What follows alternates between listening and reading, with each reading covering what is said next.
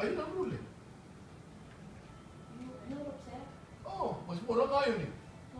Yung 23 lang, sir. Ano? 23,000? Ha? Binabayad nyo? Ay, Jesus Christ. One by 20 lang, sir. Eh, di bali. Mura na nga yung 20, bayaran nyo na. 50 nga, sir, gagawin yun. Oo nga, eh, binabayad doon. Almost 75 euros ang bayad doon eh.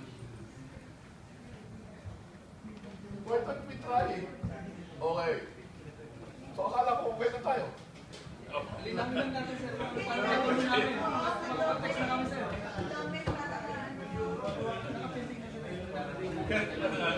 Ano lang, ako personally, yung after 2 months, yung i-apply yung 180. Sana baka pwede pa nating...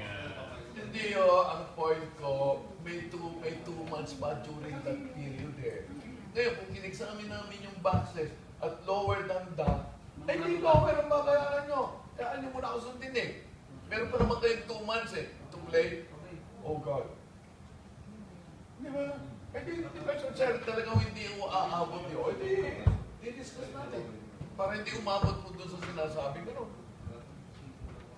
Di ba? Pwede pa naman tayo mag-usap eh. Doon sa 2 months na yun. After that, hindi na po pwede.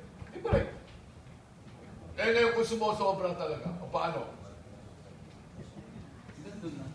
Oh, ito mo. Oh. Ang hirap sa inyo, tulad kayo. Oh.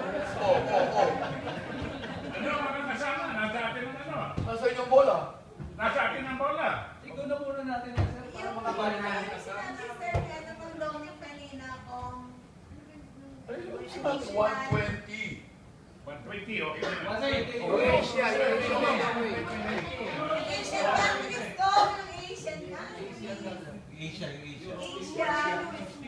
Ito yung napag-usapan natin eh, USA and Asia. USA and Asia, plus 40.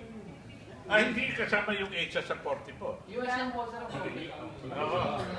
Yung Asia, ang request niya, ang ano namin, plus 10. Plus 10 siya.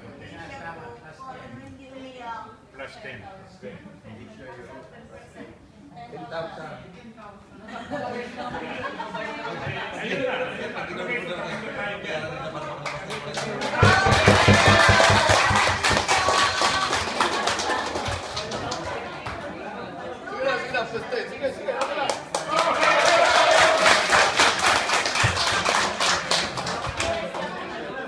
Pero pag in-examine ko at lumampas dyan, babayaran nyo ha.